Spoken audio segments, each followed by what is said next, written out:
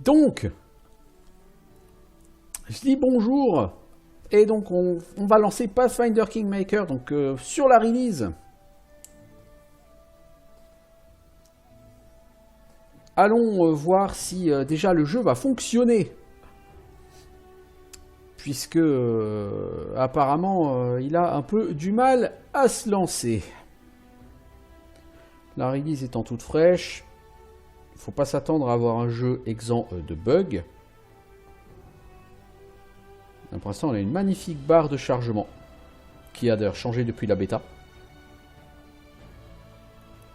et qui n'avance, pour ainsi dire, pas très vite en tout cas.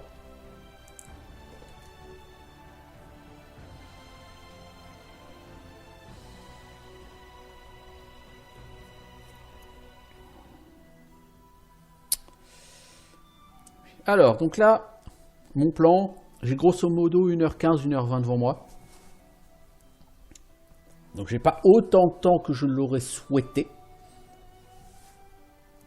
Et du coup, je vais faire une création de personnage. Même si je sais déjà relativement ce que je veux, je ne sais pas encore forcément quelle race je souhaite. Pour mon personnage, je vais faire un personnage qui sera un guerrier. Et éventuellement qui deviendra un Stalwart Defender, fidèle défenseur, je crois que c'est en français sur le jeu. Par la suite. Ok, donc là on est toujours en anglais.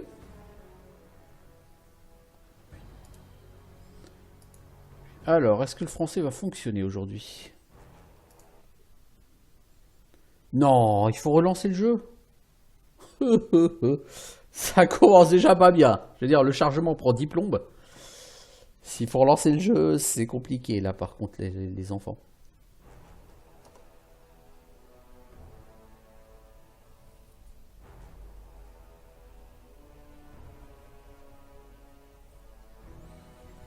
Donc je disais, en personnage principal, je voudrais un guerrier. Et le jeu fournit déjà un guerrier en la personne de Valérie, qui est clairement faite pour être développée en Stalwart Defender, fidèle défenseur ou je sais pas quoi. Mais Valérie me plaît pas, parce que ses caractéristiques, sont relativement pourries, hein, faut bien le dire. C'est un guerrier d'occasion, Valérie. Je veux dire, même Khalid à côté, c'est un surhomme. Et donc, même si du coup elle a des options de romance certainement intéressantes, elle a des choses comme ça, avoir un perso qui sera tout à fait pourrave au combat parce que pour des raisons RP ils ont boosté son charisme, bon, pourquoi pas. Moi c'est pas mon truc. Donc je préfère que mon perso principal soit le tank du groupe. Donc ce sera un guerrier. Et comme je dis, donc fidèle défenseur ou pas, je ne sais pas encore. Parce que sur Pathfinder Kingmaker, le multiclassage n'est pas nécessairement quelque chose de très intéressant. A priori, le système de jeu Pathfinder fait que conserver sa classe de base jusqu'au niveau 20 sans en changer, c'est tout à fait efficace. Ouh, mais c'est en français, disons. Et on va regarder lors de la création de personnages. Alors, nous allons faire une nouvelle partie. On va jouer en mode difficile. En fait, le mode difficile en anglais, c'est Core Rules. Si vous jouez en mode normal, les coups critiques des adversaires sont faibles. C'est-à-dire que vous avez des coups critiques qui n'ont pas de bonus aux dégâts. Aux portes de la mort, vos personnages ne meurent pas. Ils ont un debuff aux portes de la mort. Et là, par contre, une fois qu'ils ont ce debuff, ils peuvent mourir. Les dégâts reçus par le groupe sont nerfés de 20%. Bon, pour moi, Core Rules, les règles. Par contre, ennemis légèrement plus forts, non, je vais mettre ennemis normaux. Pas besoin non plus que les ennemis soient plus forts que la normale, hein, ils sont normaux.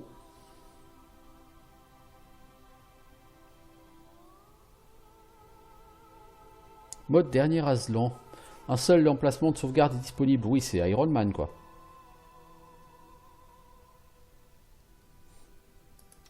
Alors, on a toujours nos personnages pré-générés, que je ne veux toujours pas plus que sur la bêta.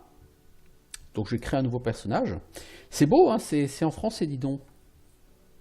J'en suis tout ébobie. Alors, au niveau des portraits, ils ont rajouté... Ce portrait-là n'était pas sur la bêta. Bon, si vous voulez un moine, bah vous avez un moine. Voilà, voilà. Ah, ça c'est une naine. Je n'aime pas les naines.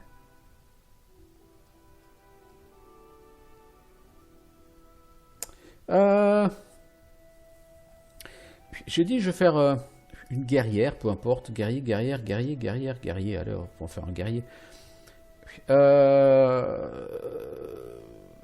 J'ai toi comme guerrier ou j'ai toi. Toi, tu fais trop paladin, mec. Je vais pas être méchant, mais vraiment, t'as trop une tronche de paladin. J'aime pas les paladins.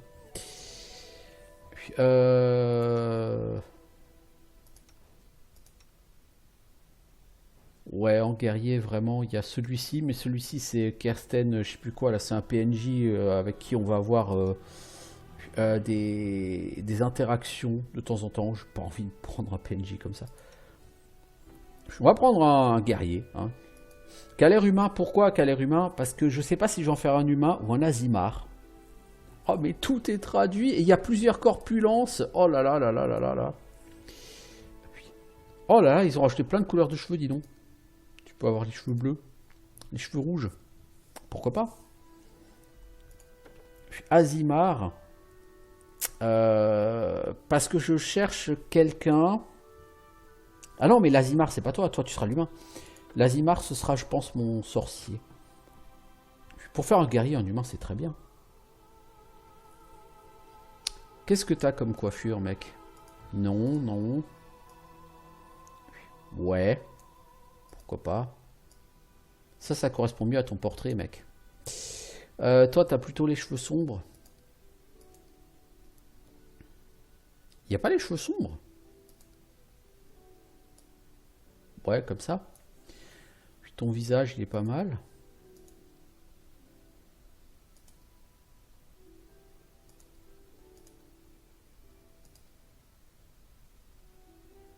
Ce visage-là semble bien correspondre au... Le visage 7 et le 8 correspondent pas mal. Le 7, il correspond bien au portrait, hein, le 8. Puis, ouais, très bien. On va le garder droitier. Alors juste, pour les gens qui n'ont pas regardé la bêta, donc on a plusieurs races ici. Donc vous avez l'humain qui a comme compétence ou trait, voilà, on va dire trait ratio don. Donc il a un don supplémentaire au niveau 1. Et ensuite, tous les 2 niveaux, il a un don. Mais ça, c'est normal pour tout le monde. Donc les humains, ils ont un don supplémentaire au niveau 1. Ils auront plus 2 sur une caractéristique au choix. Et compétent, tu obtiens un rang de compétence supplémentaire au niveau 1 et un rang de compétence en plus à chaque fois que tu gagnes un niveau. Donc tu gagnes plus de points de compétence que les autres races.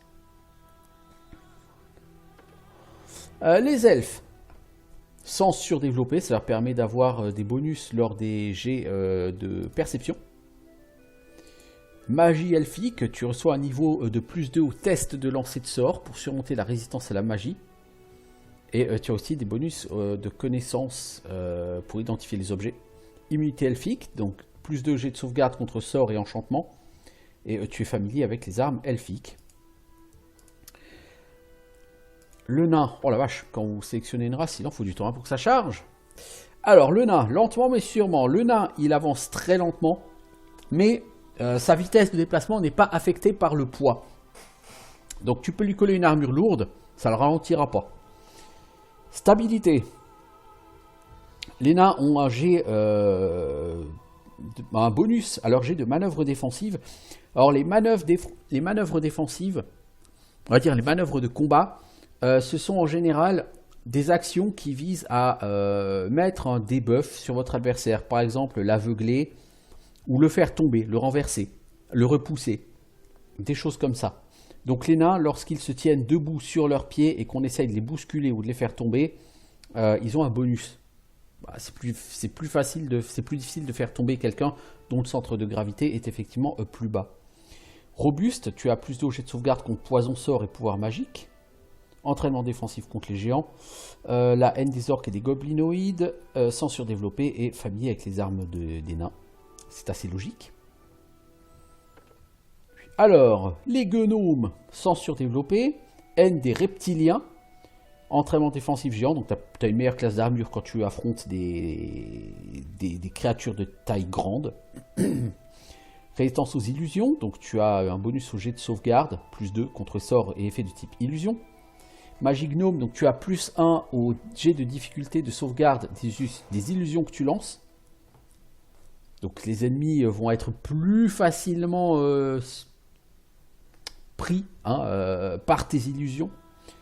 Obsession, tu as plus 2 au jet de connaissance du monde et vitesse lente. Tu commences avec une vitesse de base de 6 mètres, mais contrairement aux nains où cette vitesse n'est pas affectée par le poids, bah pour les gnomes elle sera affectée par le poids. Cela dit, un gnome on le met rarement en armure lourde, donc c'est pas trop gênant. Alors les halflings, sans peur, ça c'est plutôt pas mal, hein, les bonus au jet de sauvegarde pour la terreur, vitesse lente comme les gnomes, bon équilibre, plus 2 au test d'athlétisme et de mobilité, sens surdéveloppé, donc là encore... bonus de plus 2 au test de perception et chance des halflings, tu as plus 1 à tous les jets de sauvegarde. Donc ça c'est plutôt pas mal. Cela dit, moi ça m'intéressera pas beaucoup. Donc les halflings, vous voyez, ils commencent avec 8 en force, 12 en dex, 12 en charisme. Ça à la limite, si vous voulez faire par exemple un sorcier, ça peut être tout à fait intéressant. Mais je pense que je vais plutôt en faire un Azimar. Vous avez les demi-elfes qui eux ont plus 2 à avoir une caractéristique, comme les humains. Parce que vous remarquez que les nains, par exemple, ont plus 2 en constitution, plus 2 en sagesse, moins 2 en charisme. Les gnomes, ils ont moins 2 en force, plus 2 en constitution, plus 2 en charisme. Donc, vous voyez qu'effectivement, les races autres que humains ont des points de caractéristiques en plus. Donc, les humains, tout comme les demi-elfes, eux, bah, du coup, ils vont avoir des points de caractéristiques aussi en plus à mettre. Mais c'est eux qui choisissent, à ce moment-là, comment où ils mettent leurs points. Demi-orc, très ratio plus 2 pour une valeur de caractéristique, bah, ce sont des demi-humains. Hein. Compétents, donc tout comme les humains, hein, donc ils ont des points de compétence en plus. Intimidant, tu as bonus au test d'éloquence quand tu veux intimider une cible par la force. Férocité orc, lorsque tu es amené en dessous de 0 point de vie, tu n'es pas tué, tu restes debout pendant un round, et au round suivant, tu tombes. Ça, je suis pas forcément fan.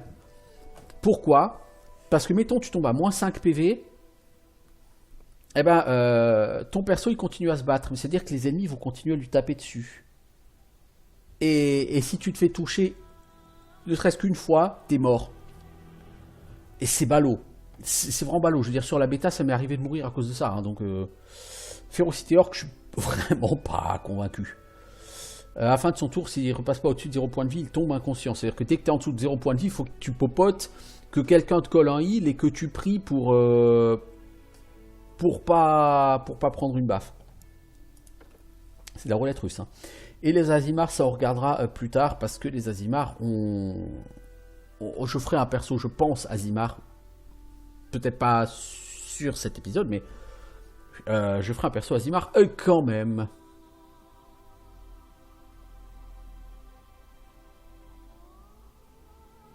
Alors, par contre, je regarde juste un truc.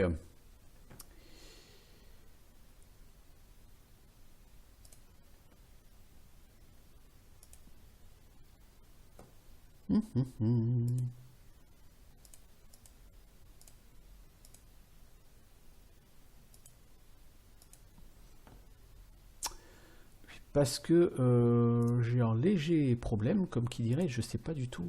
Je suis censé enregistrer, mais je sais pas du tout où l'enregistrement est. Bon, c'est pas grave, peu importe. On verra ça plus tard. Alors, donc, on a dit on veut un humain. On a dit on a le visage 8, la coiffure 5, et la couleur, on a pris celle du bout. Hein. Voilà, c'est ça. Alors, nous avons toujours le gros lot de classes.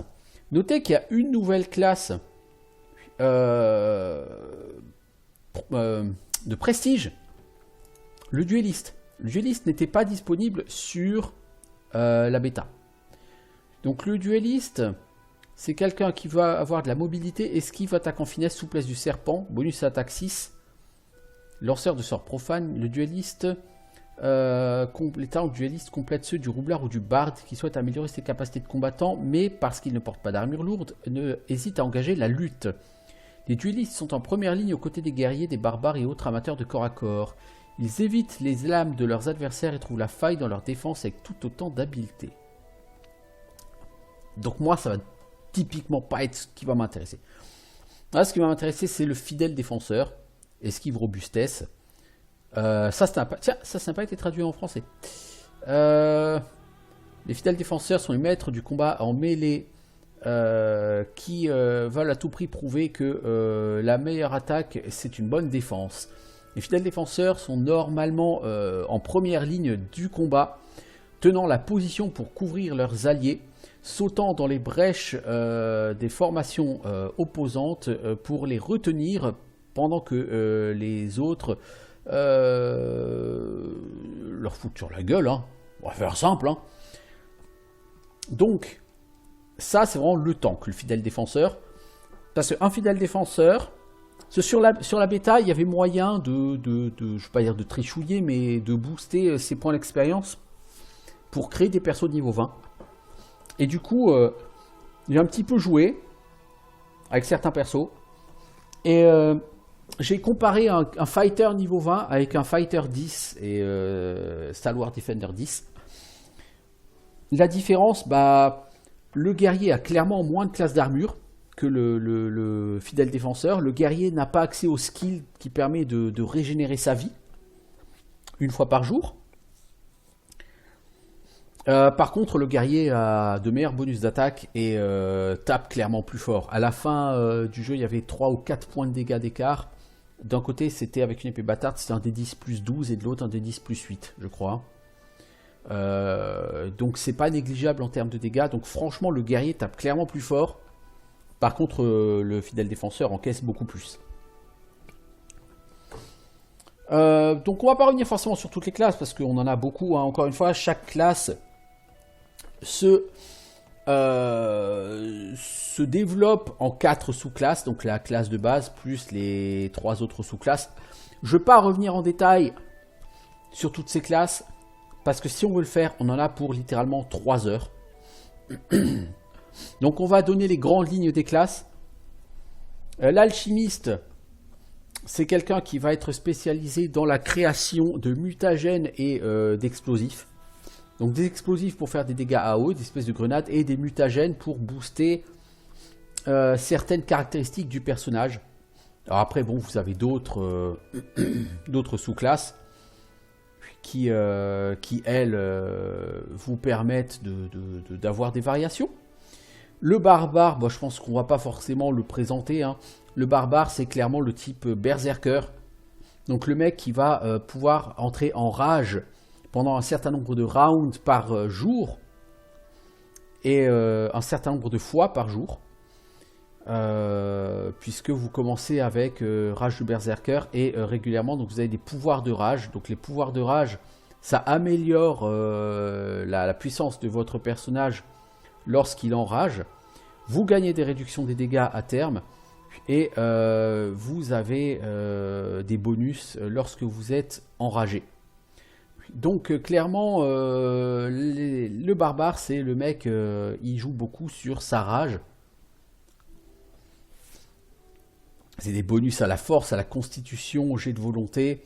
Mais par contre, c'est un malus sur la classe d'armure. Bon, un barbare, il y en a déjà un qui nous est donné et qui est tout à fait compétent, qui est Amiri. Donc on n'a pas de nécessité d'aller chercher un barbare. Le barde, ça va être un lanceur de sorts,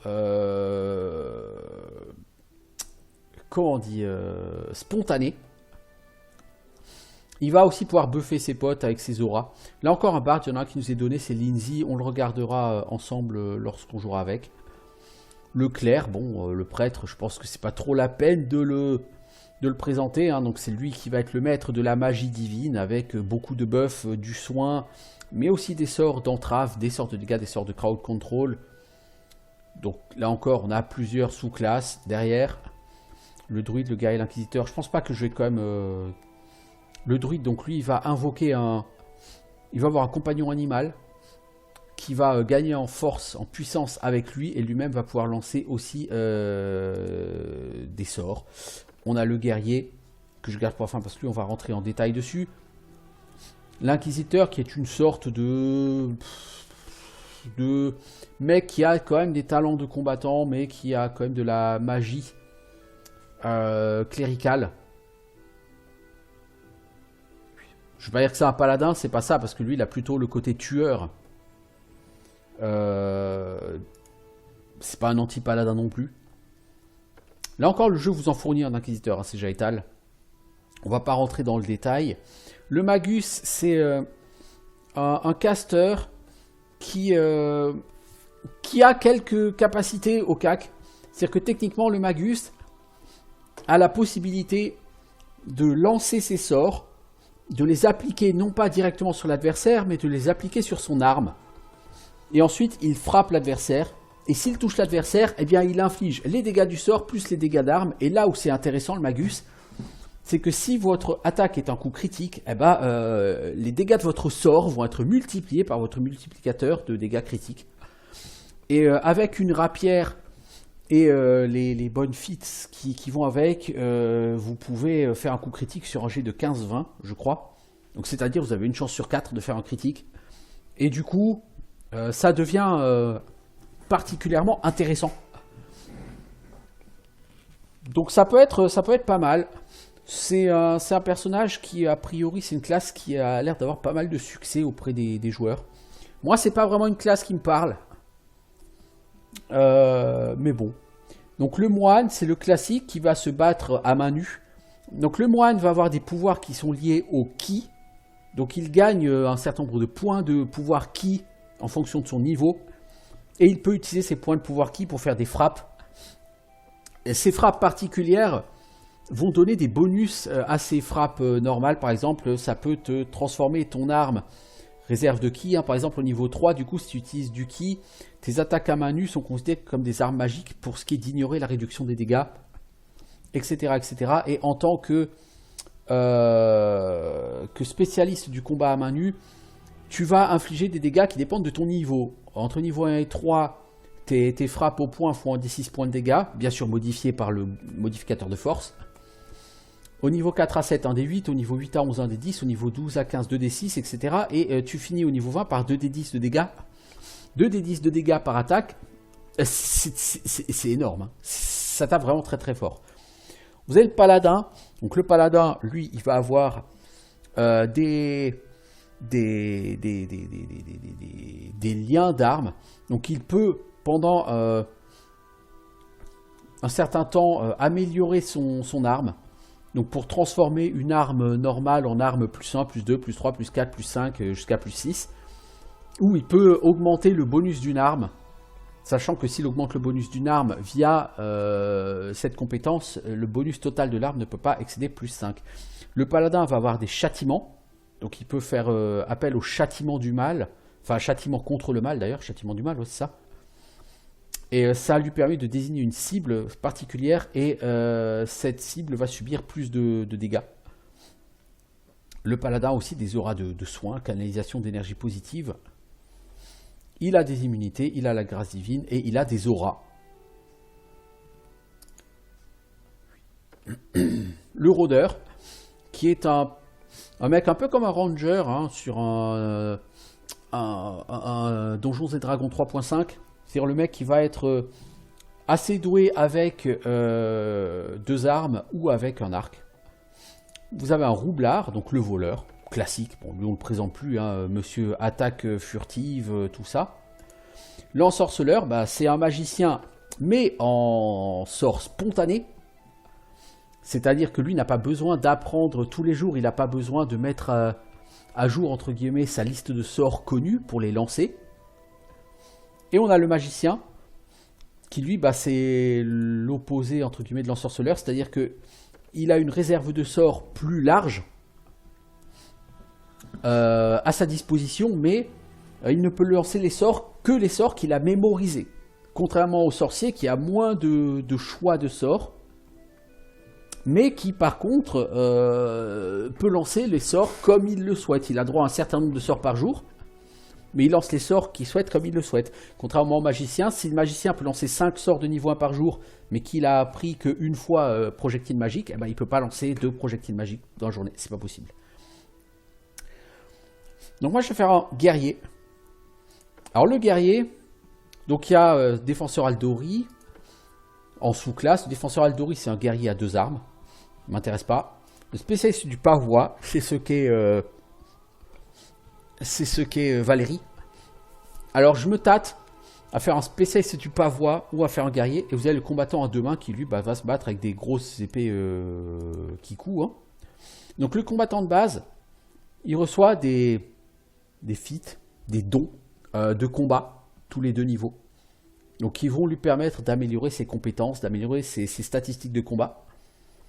Il reçoit à partir du niveau 2 un bonus au jet de volonté contre la peur. Tous les 4 niveaux, ce bonus augmente de 1, donc jusqu'à un maximum au niveau 18. De 1, 2, 3, 4, donc de plus 5 en jet de sauvegarde contre la terreur. À partir du niveau 3 et tous les 4 niveaux, il réduit le malus d'armure et augmente le bonus de dextérité maximal autorisé par cette armure. Donc si jamais vous êtes niveau 15, vous avez une armure, mettons, qui donne classe d'armure plus 9, bonus de dex maximal 0. Et bien si vous êtes niveau 15, la classe d'armure de base de l'armure sera toujours plus 9, mais vous pourrez quand même ajouter un bonus de dex qui ira jusqu'à plus 4 à la classe d'armure. Et du coup, ça rend le guerrier beaucoup plus intéressant par rapport à la stat dex. Je veux dire, si vous avez suivi Donjons et Dragons, vous saurez que avec la version 2, ce qu'on appelait Advanced Dungeons and Dragons, le bonus de dextérité s'appliquait à la classe d'armure, quelle que soit l'armure. Donc vos guerriers avaient toujours tout intérêt à avoir 18 en dex pour avoir la meilleure classe d'armure possible. À partir de la version 3, c'était plus le cas. Le bonus de dex que vous pouviez appliquer à la classe d'armure dépendait du type d'armure. Avec les armures lourdes, en général, le bonus de dex maximal qui était utilisable, c'était plus 1. Du coup, ça servait à rien de mettre une dex de 13 ou 14 ou plus, parce que votre bonus de dex, il passait à plus 2, mais ça ne servait à rien, puisque ça ne se transposait pas sur la classe d'armure. Eh ben, avec Pathfinder, si, vous pouvez, parce que si vous avez un bonus de plus 3 en dex, ok, jusqu'au niveau 10, il ne sera pas reporté entièrement sur la classe d'armure, mais à partir du niveau 11, eh ben là, il sera entièrement reporté sur la classe d'armure. Du coup, sur le long terme, on a un système qui va nous rapprocher de ADD, et je trouve que c'est pas mal, c'est intéressant. Donc ça valorise le fait de mettre de la dex à un guerrier.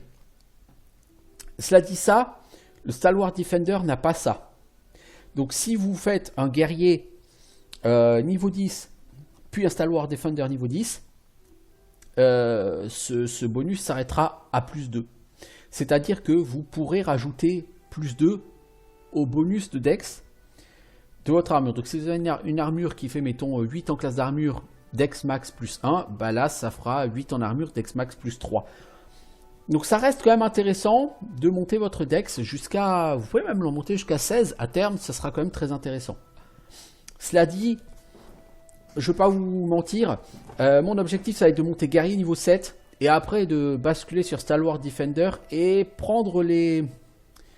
Je pense que soit je monte niveau 7, soit je monte niveau 9. Ça dépend de si je veux vraiment bénéficier des entraînements aux armes, qui rendraient mon personnage beaucoup plus efficace. Et le dernier niveau de guerrier, de toute façon, je ne vais pas le prendre tout de suite. Mais ça, on verra. Autre chose, donc le guerrier, il a entraînement aux armes. À partir du niveau 5, le guerrier choisit un groupe d'armes et il obtient plus 1 au jet d'attaque et au jet de dégâts relatifs avec ses armes. Et après, tous les 4 niveaux, vous pouvez choisir un autre groupe d'armes. Et vous avez entraînement aux armes. L'intérêt, c'est que vous pourrez cumuler, parce que vous pouvez avoir des grands entraînements aux armes. Et au final, vous pouvez avoir littéralement un bonus. Je crois que vous pouvez avoir plus 4. Par exemple, ici, si on prend les épées bâtardes, je crois qu'on peut littéralement avoir plus 4. Et au niveau 20, le guerrier a maîtrise des armes. Il choisit un type d'arme, mettons les épées bâtardes. Ça augmente le multiplicateur de dégâts critiques. Ça augmente les chances de critique. Ça augmente le modificateur de dégâts critiques et vous ne pouvez plus être désarmé quand vous avez cette arme. Alors pourquoi est-ce que j'ai dit du coup que le multiclassage est moins intéressant sur Pathfinder Kingmaker? Parce que sur Pathfinder Kingmaker, les classes de base, elles ont des bonus jusqu'au niveau 20. Et là où c'est rigolo, c'est que plus vous montez en niveau et plus les bonus donnés par la classe sont puissants. C'est-à-dire que par exemple au niveau 19, vous avez maîtrise des armures. Vous gagnez une réduction des dégâts de 5 lorsque vous portez une armure ou utilisez un bouclier. Donc 5 contre les dégâts physiques. C'est énorme. On vous tape, vous prenez 5 points de dégâts de moins. Si vous voulez être tanky, c'est classe. Vous voyez, bah, si vous prenez que 18 niveaux en guerrier, bah, ça vous l'avez pas. Et pareil, la maîtrise des armes, bah, c'est plus de coups critiques et des coups critiques qui font plus mal et vous pouvez pas vous faire désarmer. Donc c'est excellent. Mais si vous prenez qu'un guerrier, mettons niveau 19, eh ben, vous n'aurez pas ce bonus. C'est pas comme sur ADD où votre guerrier arrivé au niveau 10, continue à gagner des niveaux de guerrier, ça lui a apporté 3 fois rien. Là non. Votre guerrier, là, au-delà du niveau 10, il peut continuer à prendre des niveaux. Hein. C'est vraiment très très très très très très chouette. Et c'est ce qui fait que du coup, le multiclassage, ben, c'est cool. Hein, je veux dire, je peux prendre 10 niveaux de guerrier et 10 niveaux de fidèle défenseur, mais c'est-à-dire que du coup, tout ce qui est à partir du niveau 11 jusqu'au niveau 20, je ne l'aurai pas. Donc ça fait 5 dons de combat. Ça fait entraînement aux armures 3 et 4. Ça fait maîtrise des armures que j'ai pas. Et j'ai à 4 niveaux ici d'entraînement aux armes qui ne seront pas disponibles. Et il y a ce maîtrise des armes qui ne sera pas disponible. Et le Stalwart Defender, je vous le dis tout de suite, ça, l'entraînement aux armes, il n'a pas. Il n'a pas non plus l'entraînement aux armures. Donc tout ça, alors certes, vous aurez autre chose à la place. Mais tout ça qui va rendre votre personnage particulièrement bourrin, particulièrement efficace, vous ne l'aurez pas. Donc effectivement, le multiclassage sur ce jeu n'a absolument rien d'obligatoire. Et si vous ne faites pas de multiclassage, vous perdez rien. Ça c'est important. Parce que effectivement sur Donjons et Dragons 3.5, l'idée était de pousser, de favoriser le multiclassage pour avoir des héros polyvalents. Avec le système Pathfinder, le fait d'avoir des héros vraiment spécialisés, ça devient très très très intéressant parce que les héros peuvent vraiment énormément se spécialiser, contrairement à Donjons et Dragons 3.5. Et ils peuvent se spécialiser jusqu'au bout. Du coup, toutes les options sont valables sur ce jeu. Et c'est ça qui est important de le noter. Parce que je vous dis, il y a des classes de prestige. Les classes de prestige, en général, bah, une classe de prestige, c'est du multiclassage. Donc, c'est pas toujours mieux d'avoir une classe de prestige. Encore une fois, par exemple, moi, si je vise fidèle défenseur, comme je dis, par rapport à un guerrier, j'aurai moins de chances de toucher. Je ferai moins de dégâts. Clairement, beaucoup moins de dégâts. Et si j'ai une dextérité extrêmement élevée, eh ben, elle ne sera pas entièrement prise en compte dans la classe d'armure. Donc, et j'aurai moins de dons de combat. Donc, et je perdrai aussi des bonus de jet de volonté contre la terreur. Vous voyez, donc, certes, j'aurai des trucs en plus, mais j'aurai aussi des trucs en moins. Donc, les classes prestige, c'est bien. C'est pas non plus Uber. Alors, classe prestige, j'avais testé le disciple draconien, qui pouvait être pas mal. Je sais pas si j'en ferai un avec mon sorcier ou si je garde un sorcier pur. J'ai testé aussi le champion occultiste. Alors le champion occultiste, généralement vous prenez un niveau de guerrier et après vous prenez que des niveaux de mage. Généralement, un champion occultiste peut lancer des sorts comme un mage de son niveau en champion occultiste -1. C'est-à-dire que mettons que vous êtes mage niveau 10, guerrier niveau 1, et champion occultiste niveau 10, niveau 9. et ben, vous lancerez des sorts de mage comme donc 10 niveaux de mage plus, donc vous êtes 9 en champion occultiste, donc 9 moins 1, 8, c'est-à-dire que vous lancerez des sorts comme un mage niveau 18. Ce qui vous permet de lancer des sorts de niveau 9. Et du coup, effectivement, vous aurez quand même du coup accès à des bonus, parce que en plus, ce qui est bien, c'est que le champion occultiste, à tous les niveaux de champion occultiste, il gagne un point de bonus attaque de base. Ce qui était la TACO sur les Baldur's Gate. Vous en gagnez à tous les niveaux de champion occultiste. Ce qui fait qu'au CAC, vous n'êtes pas complètement largué. Et vous êtes capable de lancer de la magie. Enfin, quand je dis au CAC, c'est pas forcément au CAC, parce que je pense que le champion occultiste, le meilleur moyen de le jouer, c'est quand même avec un arc. Mais par exemple, sur Icewind Dale, j'avais fait un perso qui était guerrier, je crois, niveau 3, et après je l'avais respé en mage, pour en faire un mage archer, et qui soit tout à fait compétent à l'arc. Et ben, je pense que c'est un peu l'idée du champion occultiste. C'est d'en faire un mage, mais qui sera quand même capable de faire des dégâts autrement qu'avec sa magie. Ça peut être intéressant.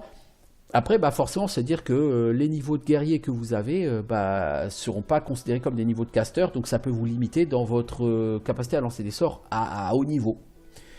Par exemple, le théurge mystique, c'est quelqu'un qui va effectivement lancer à la fois des sorts de prêtre et des sorts de mage. Donc vous deviendrez, alors vous lancerez pas au bout du compte des sorts de prêtre et de mage de niveau maximum, forcément, puisqu'il faut avoir pris au moins 5 niveaux de mage et 5 niveaux de prêtre. Donc les 5 niveaux de mage que vous avez pris, vous ne gagnez pas de possibilité de lancer de sorts de prêtre. Idem pour les niveaux de prêtre. Donc vous allez être limité à un certain niveau au niveau des sorts, mais vous pourrez avoir accès à tout. Donc, encore une fois, les classes prestige, oui, ça s'appelle classe prestige. C'est sympa, mais c'est pas obligatoire. Effectivement, comme dit Brousaille, avec ce système, les deux façons se valent. Vous pouvez faire du multiclassage ou du monoclassage. Tout tient la route. Voilà. Donc nous, on est parti sur un guerrier, niveau 1.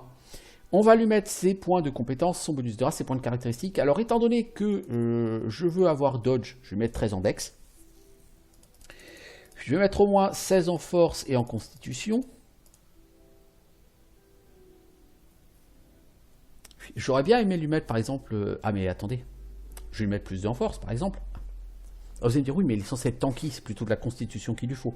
Oui, ça, on verra plus tard. Il y aura des points de caractéristiques à gagner par la suite. Je vais mettre des points de sagesse. Pourquoi ?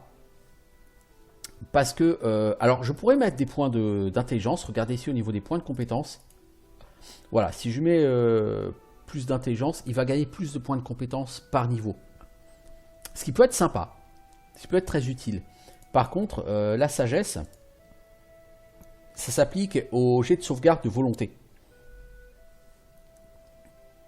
Et comme vous avez déjà des bonus au jet de sauvegarde de volonté, mettre un bonus de plus 1 supplémentaire au jet de sauvegarde contre volonté, ça va vraiment, vraiment, vraiment vous booster. Et je pense qu'on va partir là-dessus. Et enfin, alors il y avait aussi un truc que j'ai pas changé ici, ce sont les couleurs. Vous pouvez changer les couleurs de votre stuff si vous préférez avoir du stuff de cette couleur-là, moi qui me plaît d'ailleurs beaucoup plus. Vous pouvez le changer. Donc on a dit on garde ses stats. Au niveau des compétences, athlétisme, mobilité. Est-ce que je vais faire de toi Monsieur Éloquence? Avec ton charisme en mousse, je suis pas convaincu.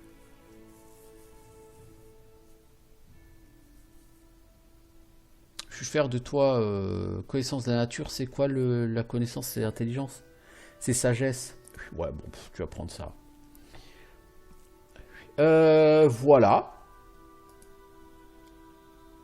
Et donc maintenant, on va choisir nos dons. Alors, premier don, je prends une spécialisation martiale parce que j'ai envie que mon perso soit plus efficace. Et je veux qu'il se batte à l'épée bâtarde. Ah mais je peux pas. Parce que pour l'instant, mon personnage ne sait pas utiliser une épée bâtarde. Donc on va commencer par lui apprendre à se servir d'une épée bâtarde. Alors, c'est maniement d'une arme exotique. Et on va lui apprendre à se servir donc d'une épée bâtarde. Voilà. Donc ensuite, on a la spécialisation martiale. Et là, on doit pouvoir choisir épée bâtarde, normalement. Normalement. Voilà, ici. Donc la spécialisation martiale, ça fait quoi? C'est +1 au jet d'attaque avec cette arme. Donc c'est plutôt pas mal, hein, pour un guerrier, augmenter les chances de toucher. Maniement d'une épée bâtarde, du coup on peut utiliser une épée bâtarde, parce que sinon de base on peut pas. Alors, ton combat supplémentaire. Il y a l'attaque en puissance. L'attaque en puissance, ça vous donne un malus à vos chances de toucher, -1. Et ça augmente +2 les dégâts au corps à corps. Par contre, ça augmente... ce bonus de dégâts augmente de moitié si on utilise une arme à deux mains ou une arme à une main utilisée des deux mains. Donc c'est-à-dire, vous avez +3 sur jet de dégâts au corps à corps si vous utilisez une épée à deux mains. Bon, moi, c'est pas mon cas. Mais du coup, attaque en puissance, ça sera utile. Mais ce sera utile quand j'aurai un bon bonus d'attaque. Pour l'instant, c'est pas idéal. J'ai dit par contre que j'ai besoin d'endurance, j'ai besoin d'esquive et de robustesse. Des feats de combat, je vais en gagner. Hein, au niveau 2, au niveau 4, etc. Donc j'ai commencé par prendre esquive. Et au niveau 2, il faudra que je prenne robustesse. Parce que si vous n'avez pas robustesse, vous ne pouvez pas être fidèle défenseur. Donc esquive. Vous gagnez un bonus d'esquive de +1 à la classe d'armure. Toute condition faisant perdre votre bonus de dex à la classe d'armure fait aussi disparaître les avantages de ce don. Si tu es pris par surprise ou si tu es stun, que tu ne peux pas esquiver. Par exemple. Alors, qu'a-t-on comme voix? Ah, les voix c'est en anglais.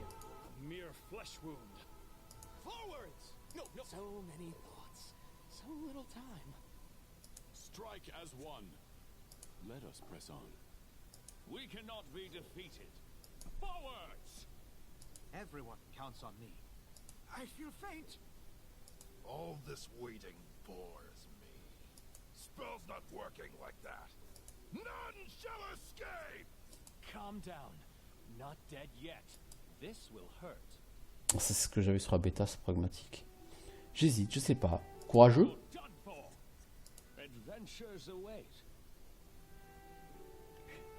Agressif? Pieux?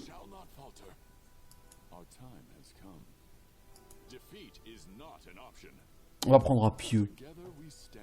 Ça fait pas la dame, c'est pas grave. On est toujours né le premier du 7e mois. Hein. On va faire un personnage chaotique bon, parce que chaotique bon, c'est bien. Alors l'alignement joue beaucoup sur vos possibilités de... Salut Soif. Sur vos possibilités de multiclassage. Hein. Par exemple, si vous voulez faire un moine, je crois qu'il faut être d'alignement loyal. Je crois que c'est le moine hein, qu'il faut être d'alignement loyal. Donc là, étant chaotique bon, par exemple, je ne pourrais pas faire cet alignement.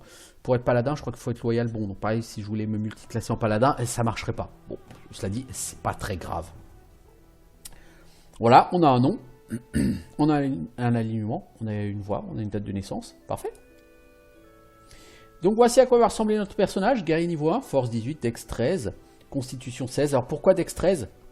Parce que je voulais prendre esquive, et esquive nécessite d'avoir 13 en dex. Et puis de toute façon à terme je vais passer à 14, puisque je pourrais utiliser le deuxième point bonus de dextérité pour l'ajouter à ma classe d'armure. Classe d'armure 12, bon je suis à poil. Hein. Les compétences, bonus CLP, bonus à attaque +1. Pour l'instant le jeu est plutôt bien traduit en français. On va voir si ça reste le cas. Alors avant, tout ce qui était in-game, les dialogues avec les PNJ, etc. étaient déjà traduits en français. Donc je m'inquiète pas pour ça. Ce qui était mal traduit en français, c'était tout ce qui était interface, tout ce qui était menu. Et jusque là, à part un tooltip sur le Stalwart Defender, le reste est plutôt bien traduit en français. Je suis assez agréablement surpris pour l'instant. Je referai une création de personnage assez rapidement. Parce que comme j'ai dit, je veux un deuxième personnage créé de ma main qui sera le sorcier. Potentiellement sorcier, disciple dragon, mais je suis pas sûr d'en faire un disciple dragon, parce que disciple dragon, c'est quand même quelqu'un qui a intérêt à être au CAC. Et au niveau de la gestion des caractéristiques du personnage, je suis pas sûr que ce soit très intéressant. Alors, pour l'instant, ça charge, il ne se passe rien.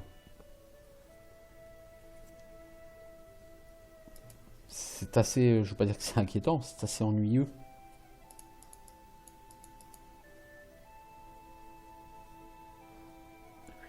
J'aimerais assez que ça fonctionne.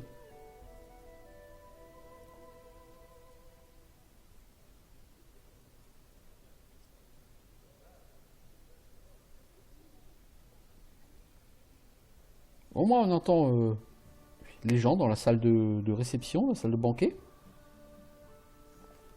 Our story started at the mansion of an Aldori sword lord. Drawn by the promise of a most dangerous task and a commensurately huge reward, heroes of all stripes gathered here. Ok, donc les voix sont en anglais. Alors, notre histoire a débuté dans le manoir d'un seigneur des épées Aldori où des héros de toutes sortes avaient accouru, appâtés par la promesse d'un défi périlleux et d'une récompense à la hauteur. Alors, n'hésitez pas à me dire du coup en même temps. It's taking forever. It didn't even say what this was for, just that the Aldori were looking for heroes. Who are the Aldori anyway, rich folk? Donc, je disais, n'hésitez pas à le dire hein, si au niveau de Twitch ça saccade ou autre. Alors, Amiri, qu'est-ce qu'il fabrique? Ça fait des heures qu'on attend, on sait même pas pourquoi on est là, à part que les Aldori cherchent des héros. Puis c'est qui les Aldori? Des gens riches encore. If you can't be patient, no one's keeping you here. Just go back to your mountains or whatever hole you crawled out of. The Aldori sword lords run the premier school for the dueling arts. They're also the richest and most influential group in Et donc Tartuccio qui vient commencer à emmerder le monde. Hein. they'll teach you some manners pretty quick. Donc qui tense Amiri. Si votre patience a déjà atteint ses limites, personne ne vous retient. Retournez dans vos montagnes, dans la grotte qui vous sert de tanière. Les seigneurs des épées Aldori ont fondé la plus prestigieuse académie d'escrimes au monde. Leur maison est la plus riche, la plus influente de cette région de Brévoy. All right, you purple toad, just shut your trap. And if you can't, I'll help you. Et moi, espèce de crapaud violet, je te conseille de fermer ton clapet ou je vais t'aider à le faire. Quiet. They're coming.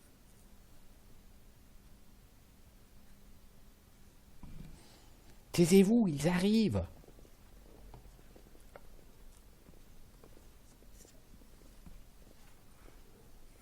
J'aime beaucoup Amiri. J'aime bien Lindsay aussi pour l'instant comme personnage. Je veux dire, sur la bêta, c'est des personnages que j'aimais bien. Pour leur, pour leur personnalité. I am Sword Lord Jamandi Aldori, and this is Lord Mayor Yosef Selimius of Restall.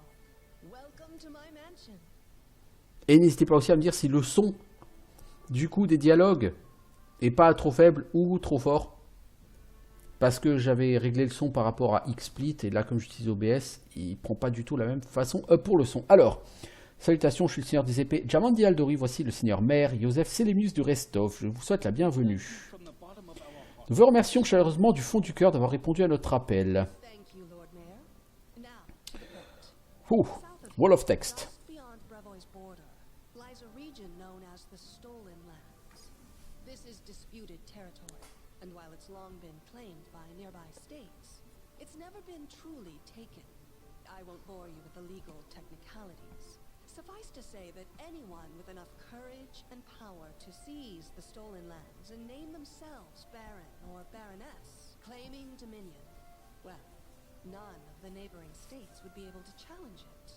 Of course, Restov would be first to recognize the legitimacy of this new state, as well as the noble Alors. title of its founder. Venons-en au fait. Au sud d'ici, non loin de la frontière du Brévoy, se trouve une région que l'on appelle les terres volées. Il s'agit d'un territoire contesté qui n'a jamais été conquis, quoi qu'en disent les États voisins.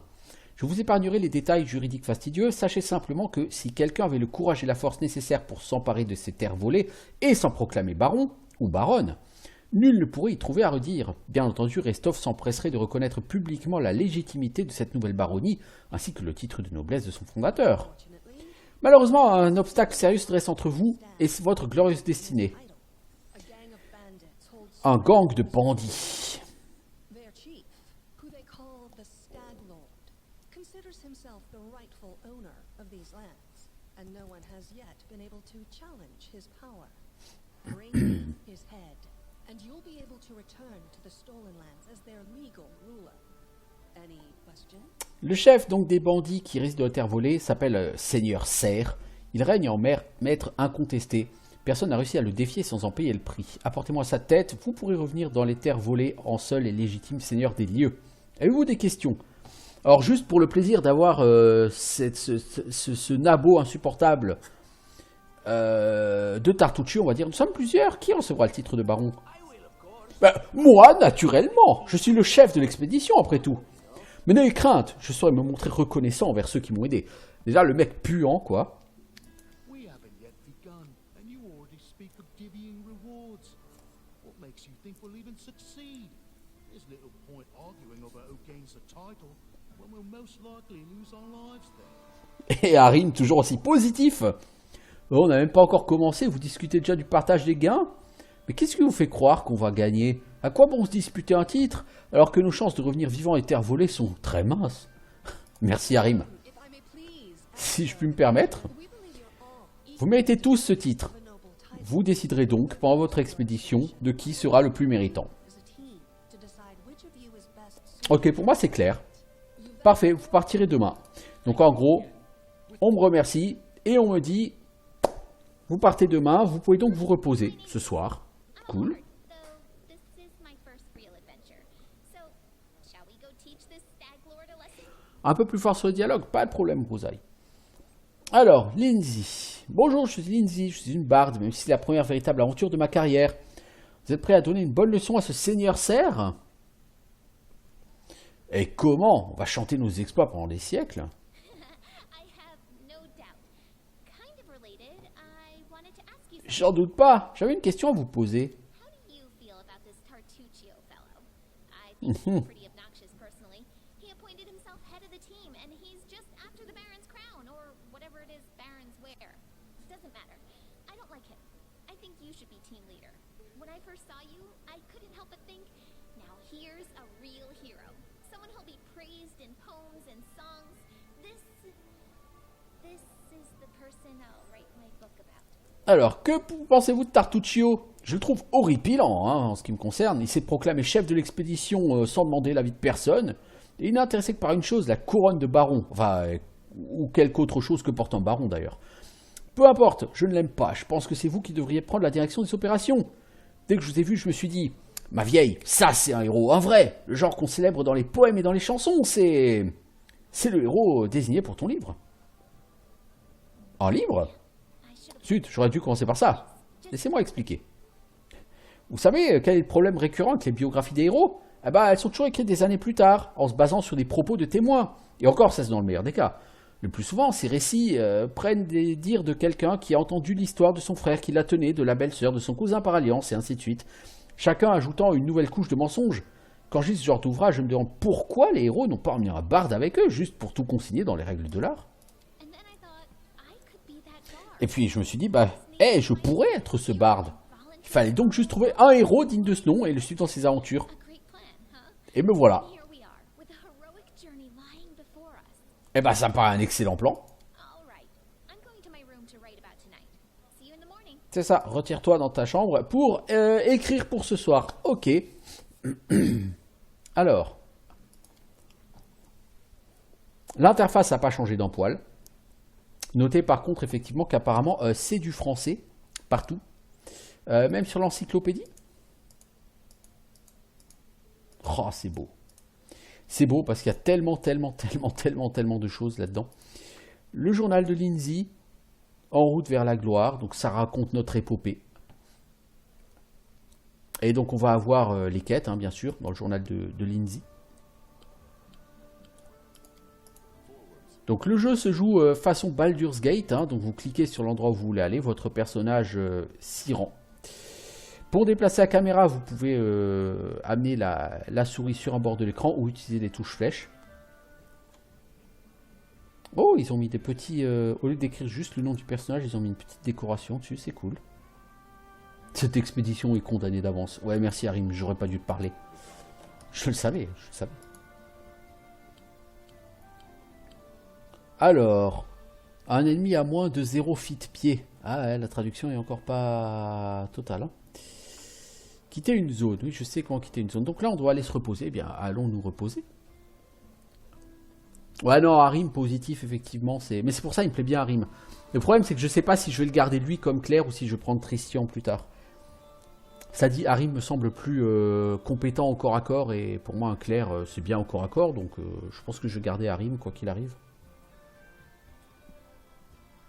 Je suis juste pas fanat de l'école, entre guillemets, de sort favori de Harim.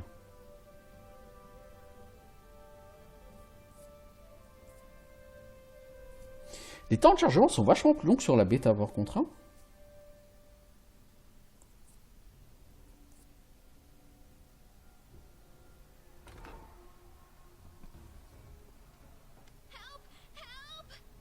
Au secours, à moi! Qu'est-ce qui t'arrive, Lindsay? Le malheur est attaqué, il faut intervenir. Des brigands sont entrés par infraction et effraction et commencent à massacrer tout le monde. Vous entendez un hurlement? Oui, ça on l'a entendu.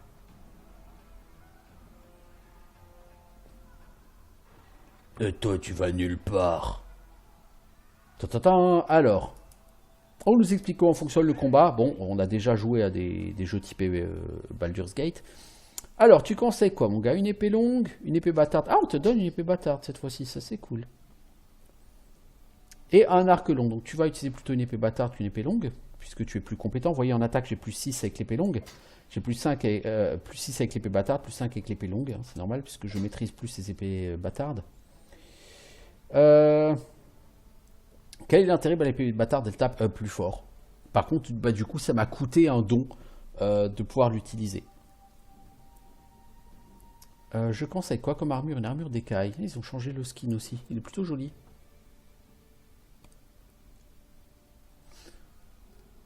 Ah, le prêtre caster, ça me va aussi. Hein. Mais bon. Ouais, alors j'avais lu que sur le forum Steam que la charge était buggée. Et effectivement, la charge a l'air buggée. Non mais range pas ton épée, Valandril. Hein. Ah, t'as une attaque par round, Hein. Alors, chemise de maille. Ah, ils ont vraiment tout changé les icônes, ils sont vachement plus beaux. Hein. J'aime beaucoup. Par rapport à la dernière version de la bêta, ils ont changé un certain nombre de trucs et franchement, je trouve que c'est joli. Héliotrope, arc long, tout. Ah, franchement, c'est joli. Vous allez me dire, c'est purement cosmétique, mais voilà, j'aime bien. J'aime quand un jeu est joli. Ah! Mais c'est un massacre, on peut pas les laisser faire. Mais si, c'est Tartuccio là, laissez-les le tuer s'il vous plaît. Regardez, il s'enfuit. Allons les tuer. Oui. Est-ce que tu veux bien charger toi? Ah mais si, elle marche à charge. Il s'est pris une de ses baffes lui, ça lui a pas plu.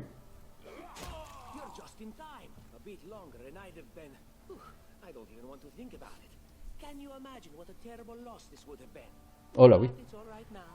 Bon, donc du coup, Brousaille, tu me dis qu'il faut que j'augmente un peu le son sur les dialogues. Je vais faire ça. Vous tombez à pic, hein, quelques secondes plus tard, je me serais fait... Ah, je préfère pas y penser. Ma mort aurait été une perte inimaginable, en vérité.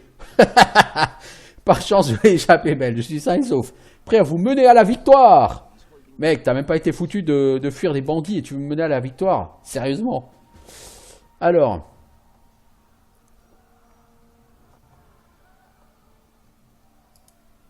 Donc on a dit les options de son.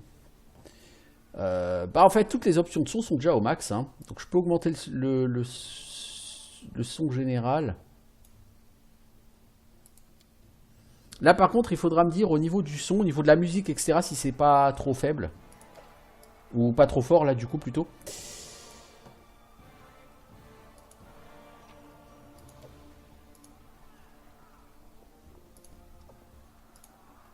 Le Tartuccio, il est tellement insupportable. Alors, la malédiction de l'ancienne Yobari, de Astef Hum. Oh, un livre de...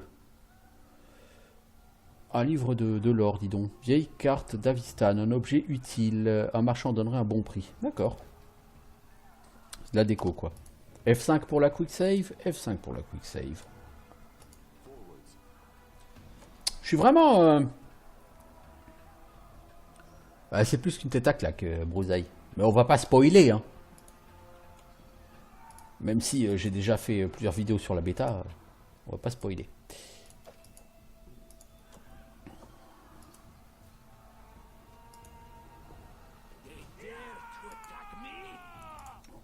Ils osent m'attaquer? Ouais, ils osent t'attaquer, ouais. Combat avancé, oui, mes personnages peuvent lancer des sorts, tout ça. Cette charge n'était pas très efficace. Alors par contre, il y a toujours un problème de... Avec Tartuccio, il y a toujours un problème de... T'as raté ta cible, Valandrine, mais t'as pas honte. En plus, t'as des attaques d'opportunité à chaque fois qu'il attaque. Oh là! Oh, le freeze!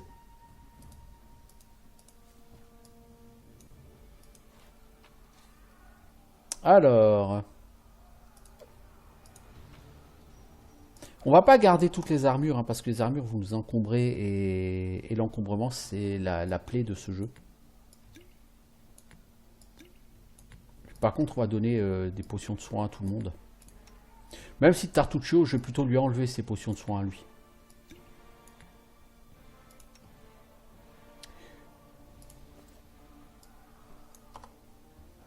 Alors, continuons notre périple.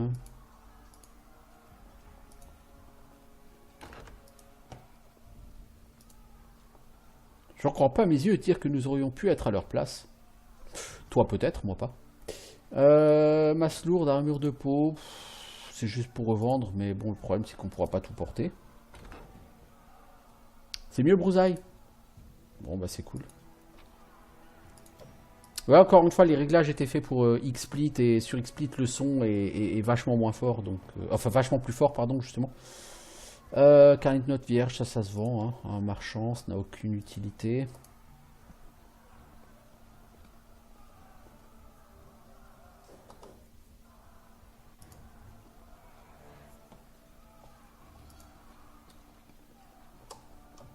Alors, de la bouffe.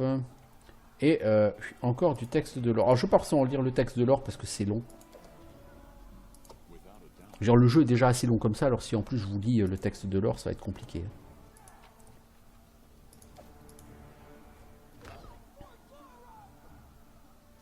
Ouais, on l'a entendu, c'est Amiri. C'est la fin pour vous, bande de rats.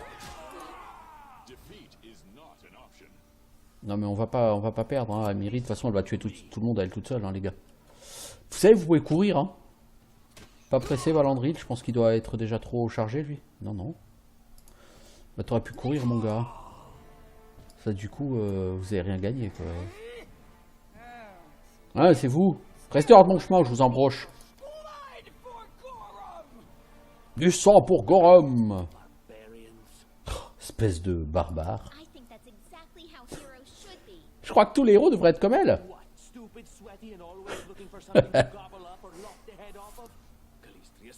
Comment ça? Stupide et suant en grosses gouttes avec une tendance à massacrer tout ce qui bouge. Callistra me garde de ce genre de héros. Ah, Tartuccio qui fait son précieux. C'est que des dagues normales, ça on s'en fout, ça vaut rien.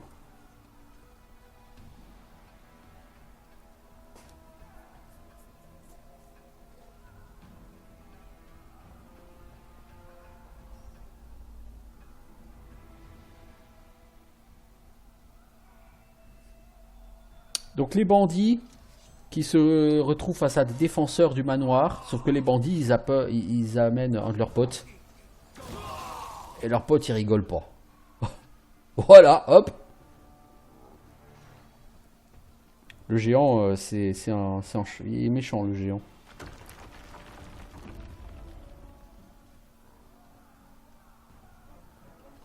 Ok les enfants, on va aller voir, on va aller looter déjà tous ces gens qui sont morts, hein, parce qu'il n'y a pas de raison. Ils ont certainement des potions ces gens. Gourdin, armure matelassée, ça pèse 3 livres, ça vaut 1 gold, donc c'est de la merde. Potion d'agrandissement. La potion d'agrandissement, ça donne un bonus à la force, mais un malus à la dextérité. Et un malus au jet d'attaque et à la classe d'armure du fait de la taille. Par contre, les attaques font plus mal. Bon. Écoutez, ça pèse pas grand chose et au pire, ça se revend bien. Une lance, c'est lourd et ça vaut rien. Une potion de soin léger. Une épée longue, ça vaut pas grand chose. On va quand même prendre toutes les épées. Parce que si on veut créer un personnage, il va nous falloir 2000 gold et l'argent, ça pousse pas sur les arbres. Alors, on a un test de dextérité à faire pour pouvoir passer sans encombre sur ces décombres. Et ce jet a été réussi par Lindsay. Ça nous a rapporté 9 points d'expérience à tout le monde. Ça, c'est cool. Toi, tu peux charger cet assassin, mais pas l'archer. Bon, du coup, c'est pas très intéressant parce que le temps que tu charges, le mec, il sera au cac avec toi. La charge est toujours aussi useless que sur la bêta. Enfin, c'est vraiment utile contre les archers, quoi. Sans ça, c'est vraiment pourrave.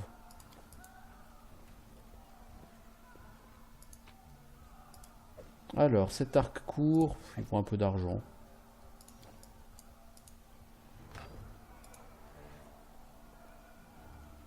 Alors, une armurerie. Jamandi ne verra aucun inconvénient à ce qu'on lui en prenne des armes. Oh là, Lindsay a réussi à ouvrir. Alors, Lindsay, j'aime pas regarder qui est Lindsay. Lindsay, c'est un barde. Niveau 1. Au niveau de ses capacités, de ses compétences, Lindsay, elle a été boostée en éloquence, en érudition, mystère immonde, en doigt de fée et utilisation d'objets magiques. Alors Lindsay, pour moi, ce sera le voleur du groupe, hein, donc je vais l'augmenter en doigt de fée. Par contre, en discrétion, elle a aussi plus 7. Grâce à sa taille et à sa dex, parce que pour l'instant, elle n'a pas de points en discrétion. Mais je vais quand même l'utiliser comme voleuse, Lindsay. Voleur, caster. Tartuccio, c'est un ensorceleur. Alors vous allez me dire, bah tiens, du coup, un sorcier, j'ai dit qu'il n'y en aurait pas. Bah oui, il y a Tartuccio, quoi. Tartuccio, de toute façon, comment dire, c'est tellement un mec insupportable que c'est pas possible, quoi. Force 6 en plus, le gars. Bon, charisme 20, par contre. Hein. Le gars, en tant que lanceur de sorts, c'est une brutasse. Hein. Faut avouer.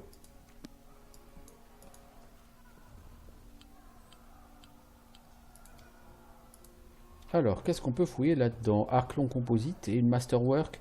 Masse légère de mètre. Ça a toujours été là-dedans.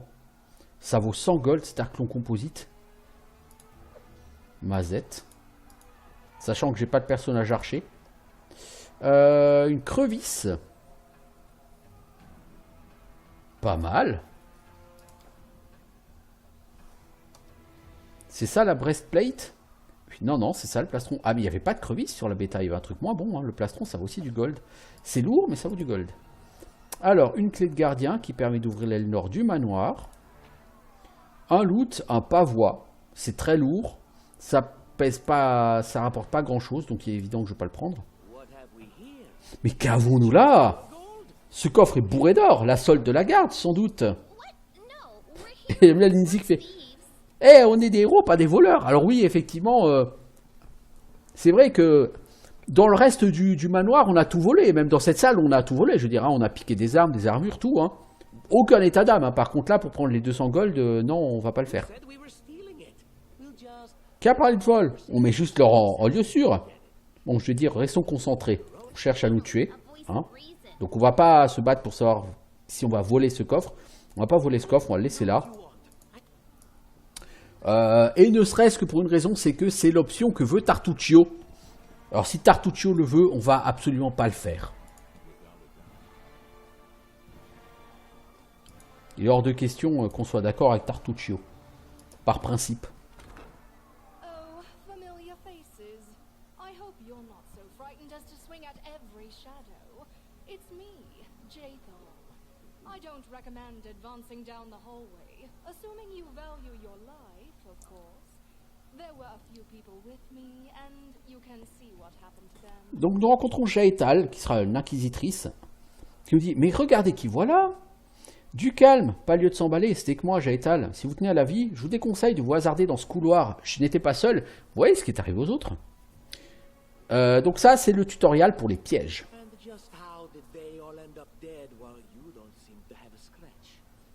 Et comment se fait-il qu'ils soient tous morts et que vous n'ayez pas la moindre égratignure? Ah, ce Tartuccio toujours a essayé de semer le doute. Bah, je vais te le dire, je ne vais pas rentrer dans les détails, je répéterai pas. Je suis morte vivante. Si ces pièges sont mortels pour les vivants, ils ne sont pas pour moi.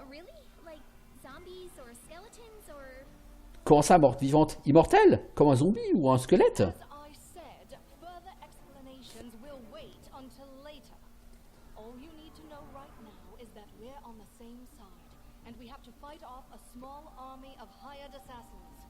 Let's get to it. Ouais, bah comme je vous ai dit, les détails attendront plus tard. Pour l'instant, on doit se battre contre un bataillon de coupe jarret. Hein.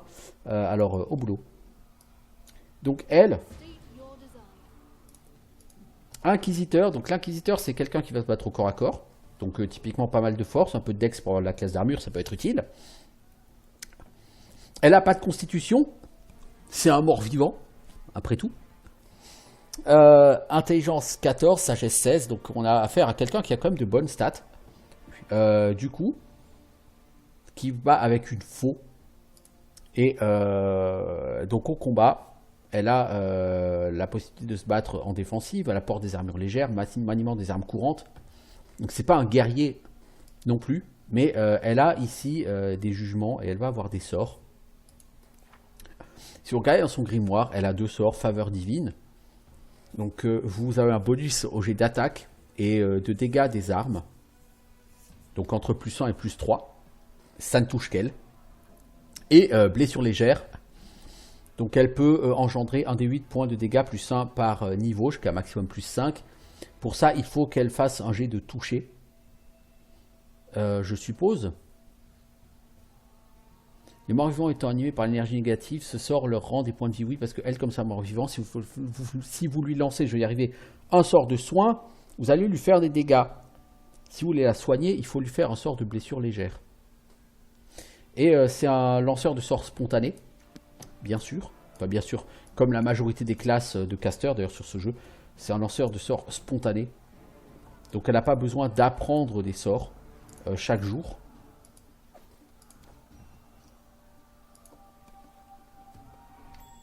Mais c'est bien, hein, je trouve que c'est une bonne idée, les lanceurs de sorts spontanés.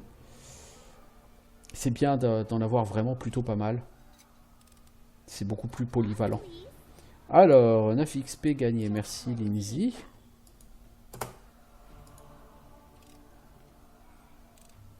Anything else? What troubles you?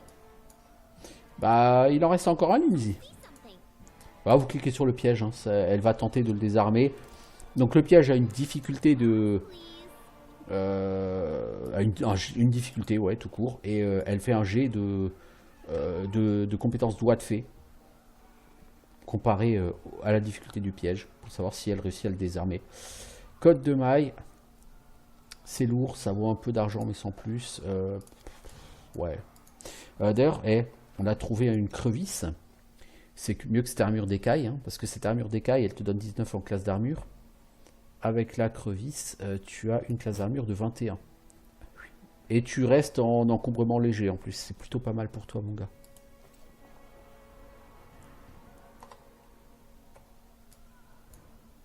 Alors, Jaetal, toi, t'es plutôt un cac, même si t'es pas super énorme. Donc, en dex, tu peux avoir plus 2. Donc, cette cote de maille, c'est très bien. Est-ce que j'ai mieux? Le plastron est mieux que la cote de maille. Parce qu'il donne moins de malus d'armure, moins d'échecs de sort profanes. Il est plus léger et il permet d'avoir un meilleur bonus de dex. Donc je vais plutôt donner... Non, je ne vais pas le donner. Elle, il faudra même que je la dépouille. Il faudra que je pense à la dépouiller. Alors, des parchemins de sort, bénédiction, bouclier de la foi. Ok. Alors... Des voleurs qui essayent de pénétrer par effraction dans la salle du trésor de Lady Jamandi. Bah dis donc. You cannot stand against me.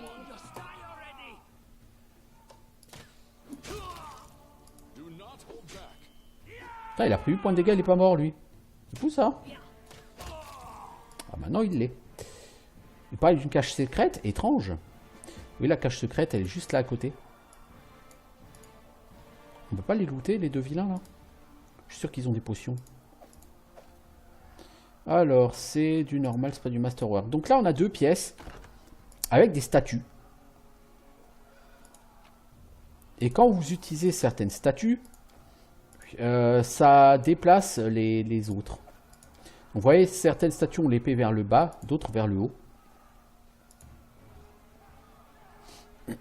Là, il y a 2 statues. Et là, il y en a 4. Bon, on va le faire simple, hein. Je vous le dis parce que j'ai joué sur la bêta, donc je sais comment ça marche. Lynn, si tu vas aller là. il faut utiliser tout simplement cette statue-là et les deux qui sont dans cette pièce. Peu importe l'ordre dans lequel vous le faites, hein, ça n'a pas d'importance. Voilà, il faut que toutes les statues aient leur arme vers le haut pour ouvrir cette cache, ce qui vous donne 37 XP. Alors sur la bêta c'était 40 XP, donc pourquoi j'en ai eu que 37? Je sais pas, c'est dommage. Alors, sur cette table, qu'est-ce qu'on a? Du loot qui se revendra, c'est très bien. Médaillon en argent, ça se revend, tout ça. Là-dedans, on a que du truc qui se revend, on n'a rien qui s'équipe. Là, c'est pareil.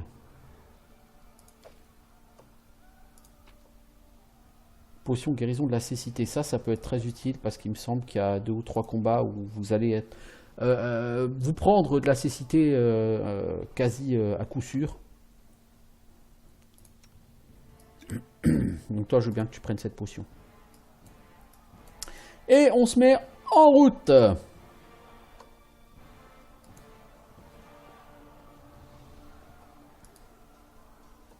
Donc Jaetal, c'est un personnage que je vais souvent tuer. Parce que je vais très souvent oublier que c'est un mort-vivant et je vais très souvent lui lancer des sorts de soins. Ce qui va lui faire des dégâts. Et comme en général tu soignes un personnage qui a une vie assez faible, lui infliger des dégâts à la place de le soigner, ça sera pas forcément bon pour sa santé. Mais bon. C'est pas un PNJ que je compte garder dans mon équipe à terme, forcément, Jaetal, donc c'est pas très grave. Donc vous voyez, là, le groupe est limité à 6 personnes. Hein. Soins légers. Bah Lindsay, tu vas faire des soins légers sur notre ami et toi tu vas faire blessure légère sur toi-même, tu vas te soigner.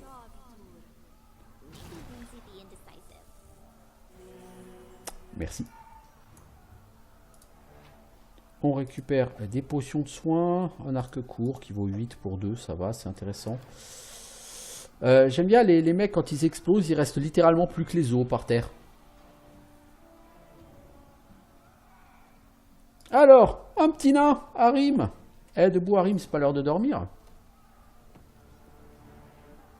Cette fois, ça y est, mon heure a sonné. Oh, gros Etus, accueille mon âme. J'adore, là. J'adore ce gars. Gros Etus, je sens ton ombre planer au-dessus de moi, j'en ai plus pour longtemps. Nous allons bientôt faire connaissance au grand seigneur de l'oubli. C'est un peu trop théâtral, mec. Tiens, ils ont augmenté la difficulté des jets de diplomatie et d'intimidation. On va quand même tenter un jet de diplomatie. Pour dire, tu vas un peu vite en besogne, hein. Tu vois, t'as rien de plus grave qu'une égratignure. Et c'est impossible. En fait, si, vous avez raison. Apparemment, mon heure n'a pas encore sonné, hein. Mon dieu va devoir attendre.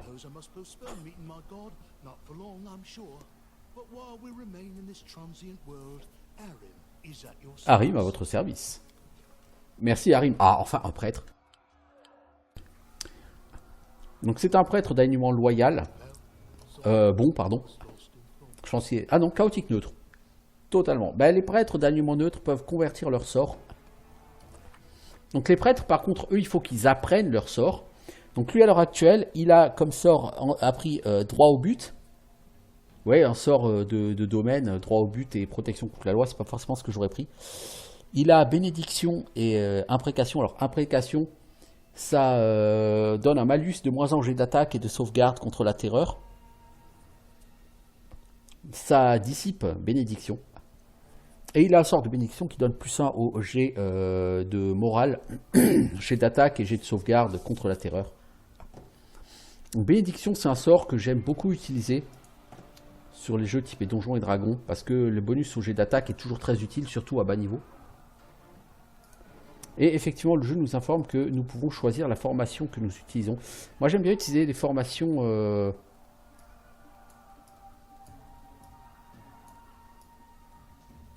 customisées, personnalisées. Du coup, toi, on va te mettre là. Et Harim, t'as quoi comme stuff? T'as une cote de maille, t'as une masse lourde. Alors, on a une masse lourde, on en a trouvé une autre. Ce qu'on a trouvé en Masterwork, c'est une masse légère. C'est dommage. Je crois pas qu'on ait mieux que ça. Une cote de maille à te donner, toi. Toi, t'as une dextérité de pourri, donc on peut te donner n'importe quoi comme armure, mais je crois pas qu'on est... Ouais, si, ce plastron est mieux. Parce que du coup, en poids, tu es allégé. Et l'encombrement donne des malus sur la fatigue et sur la vitesse de déplacement. Donc, il vaut mieux que tu sois en encombrement léger que moyen, voire lourd.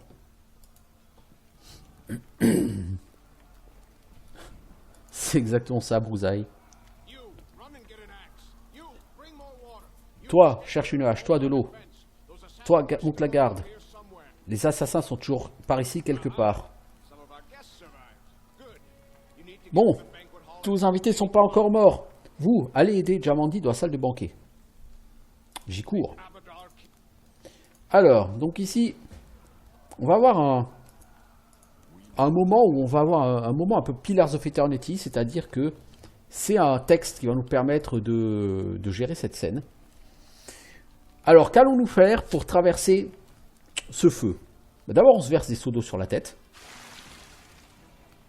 Et ensuite, on peut soit contourner le danger, soit traverser en se couvrant la bouche et le nez. Et c'est ce qu'on va faire, on va traverser. Heureusement, nous n'avons pas perdu de temps. À peine avons-nous pénétré à l'intérieur du bâtiment que les murs derrière nous s'est effondré avec un craquement sinistre, condamnant à la porte d'entrée. Si nous n'avions pas l'intention de reprocher ce chemin, il s'en est fallu de peu que les poutres embrasées et les briques chauffées à blanc ne nous écrasent sous leur poids. Maintenant, il faut avancer. Eh bien, avançons. Vandré nous a guidés à travers les flammes. Tartuccio, toujours égal à lui-même, s'est montré inutile. Nous avions atteint le couloir menant à la salle de banquet quand nous avons entendu quelqu'un nous héler. C'était Valérie, une garde avec laquelle j'avais eu l'occasion de bavarder plus tôt.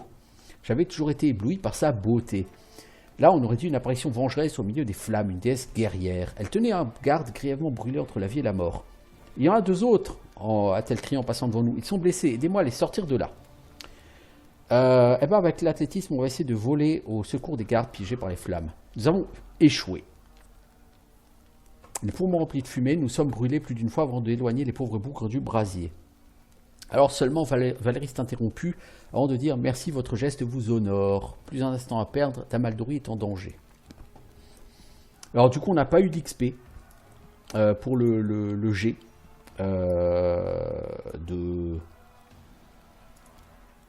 d'athlétisme. Du coup, maintenant qu'on a Valérie, on va remettre elle devant. Valérie, c'est un tank. On va mettre les deux prêtres au milieu et les deux potentiels mages, même si Lindsay a aussi des sorts de soins, donc quelques sorts de type prêtre. Et nous allons avancer. Donc le butin non récupéré, on va le laisser par terre. On porte déjà assez lourd comme ça. Donc Valérie, c'est un guerrier, un maître du pavois, hein, donc c'est vraiment un guerrier tanky, c'est un guerrier avec des stats complètement pourris. En plus, elle est fatiguée, donc ça lui donne un malus de 2 à la force et à la constitution. Donc déjà que c'est un guerrier avec des stats pourris, avec ce malus, elle a des stats vraiment complètement nazes. On peut pas tout avoir.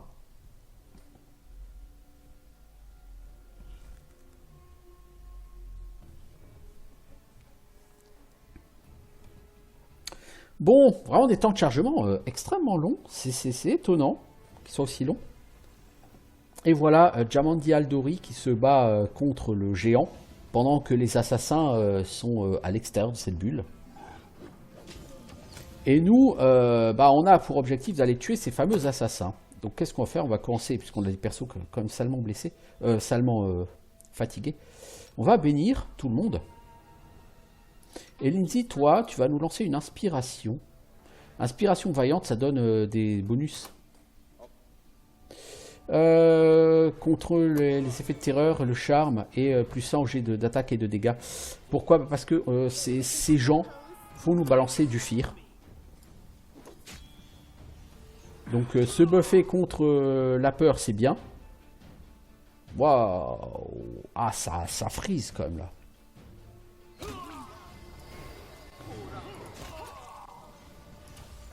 Je sais pas pourquoi il y a du loot, mais c'est pas grave. Vous voyez, il y a des gens qui sont terrorisés là.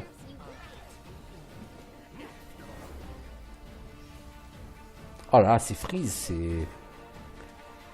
c'est chaud, hein.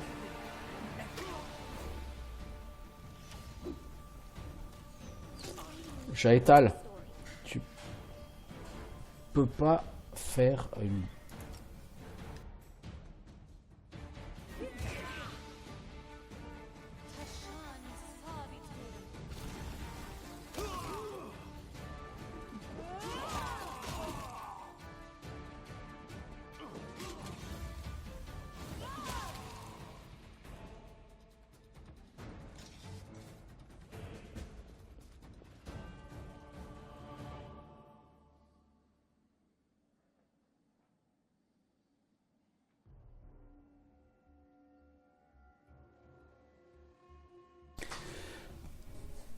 Alors, on pique les potions, parce que c'est toujours bien les potions.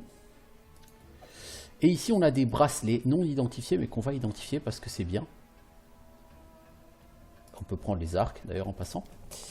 Alors ces bracelets, ce sont des bracelets d'armure plus 1. C'était déjà le cas sur la bêta, donc on va les équiper hein, bien sûr. Et on fait une sauvegarde, parce que ici on va avoir un choix à faire. Et avant de faire ce choix, je vais faire une sauvegarde parce que le choix qu'on va faire va déterminer qui nous suit ou ne nous suit pas dans l'aventure.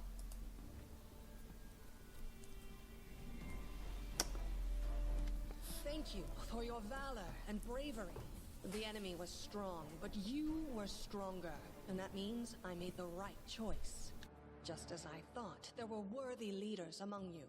I'm especially grateful to them for the courage and common sense they showed while defending the mansion.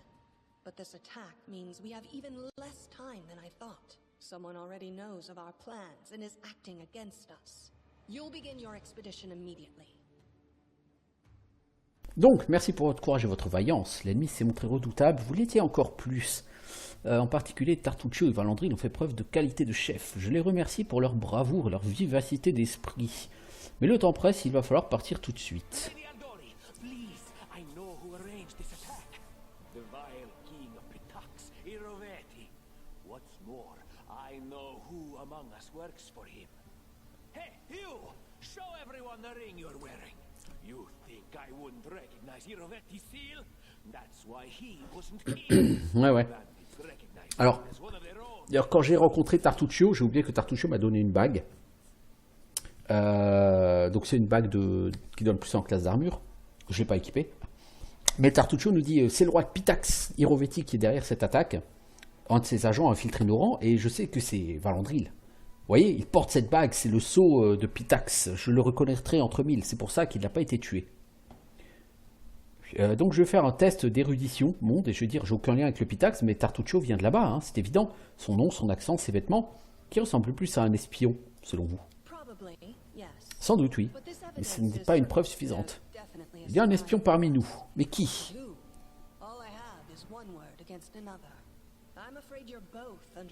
Donc elle nous dit, Tartuccio ou Valandril, l'un des deux est un espion. Je ne sais pas qui. Je vous considère tous les deux comme suspects.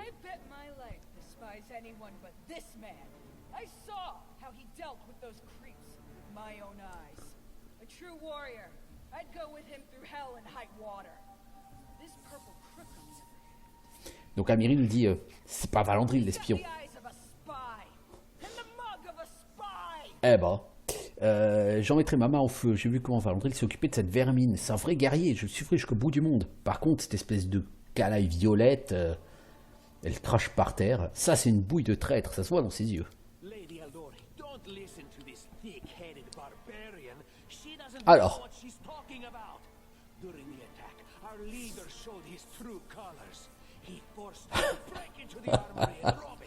Donc Tartuccio dit, Mesdames Aldori, n'écoutez pas cette barbare sans cervelle. Valandril a montré son vrai visage. Quand, au cours du combat, il nous a obligés à forcer la porte de l'armurerie pour en piller le contenu. Donc là, on a un cas de conscience. Alors qu'on peut dire, soit veuillez me pardonner cette effraction, le combat faisait rage, les armes manquaient cruellement.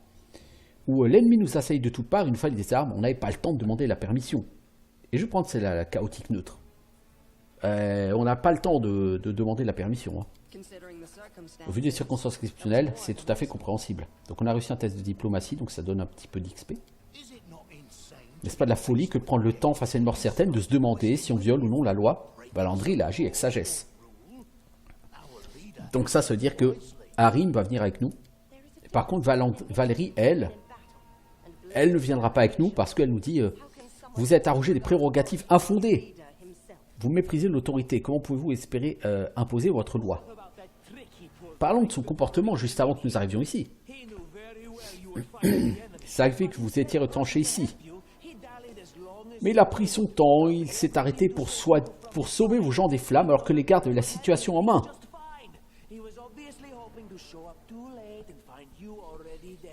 Sans toute évidence, Valandry, il a tout fait pour arriver trop tard, espérant vous trouver morte. Donc je pourrais dire, on mourait sous mes yeux, j'avais pas abandonné ces malheureux leur sort. Ou je pourrais dire, je les ai pas secourus par altruisme. Un soldat mort est inutile, les blessés pouvaient encore aider qu'Esterne.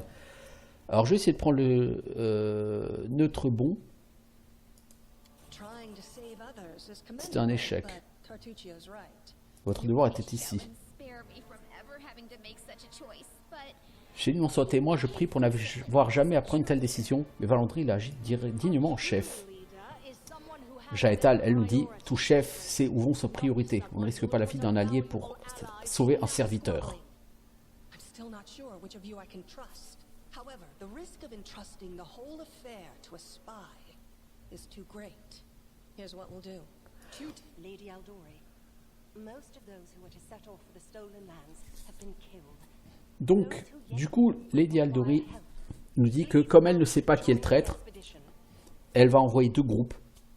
Valérie veut se joindre aux gens qui vont aller dans les terres volées, puisque beaucoup des soi-disant héros sont morts. Et du coup, Madame Aldori lui dit « Ok, et vous partez avec qui ?»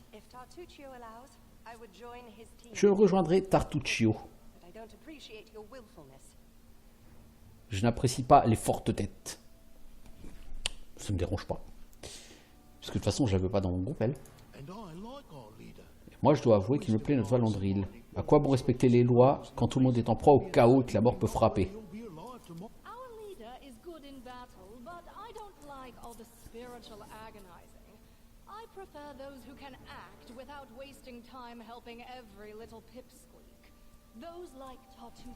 Et donc Jaetal, elle, me dit Valandril sait se défendre, j'ai horreur des atermoiements, je préfère un chef capable d'agir et qui ne se préoccupe pas du destin de la première mauviette venue, Tartuccio. Et Lindsay, elle vient avec moi, bien sûr. Amiri, elle, forcément, elle vient avec toi.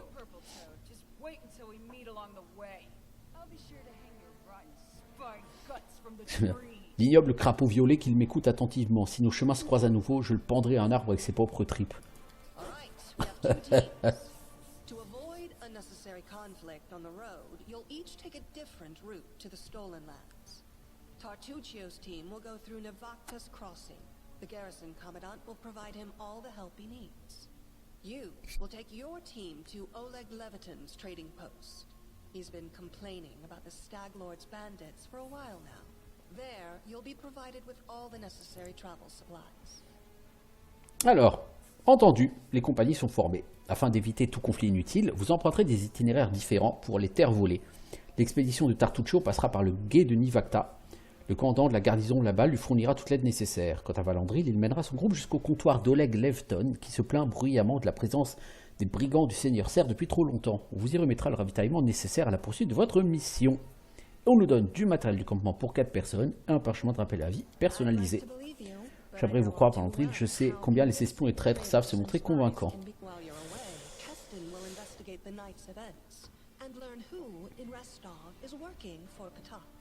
But you should know that it isn't just Patax we need to worry about. The royal house of Sertova may also interfere in our plans. I've managed to keep this affair a secret from them so far, but that can't last long. By my estimations, you have no more than 3 months. After that, any feats you accomplish will be pointless. Alors, elle nous dit en votre absence qu'Esten, donc le chef des gardes, enquêtera sur les événements de la nuit. Nous devons savoir qui est à la solde de Pitax. Mais laissez-moi vous mettre en garde, car le royaume de Pitax n'est pas notre seul ennemi. La maison royale Surtova va aussi essayer de vous contrarier. J'ai calculé, j'estime que vous avez de 3 mois tout au plus pour faire votre mission. Après ça, les exploits que vous ferez pourront être en vain. Donc elle nous donne une deadline. Le premier chapitre doit être fini en 3 mois. Sans quoi, le jeu sera perdu. Normalement, c'est un temps largement suffisant.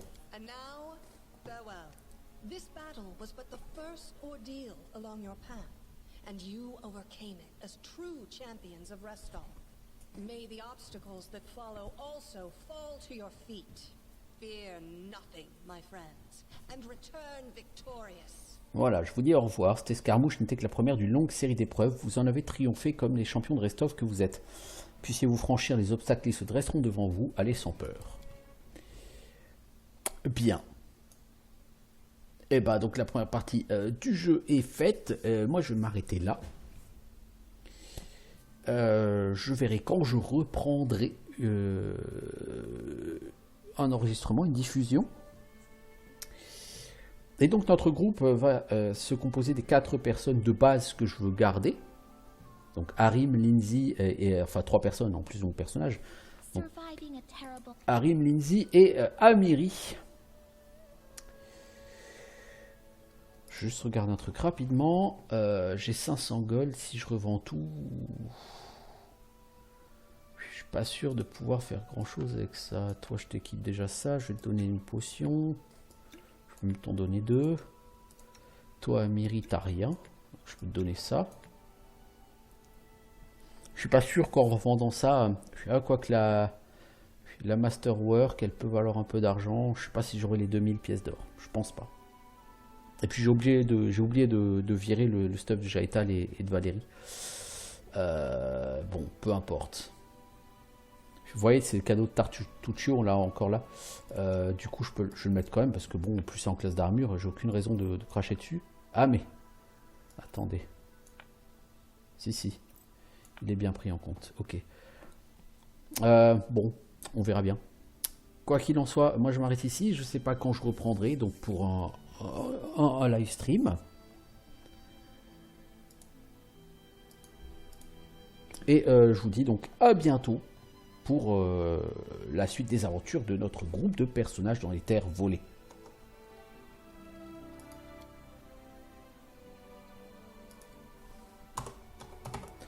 Hop là.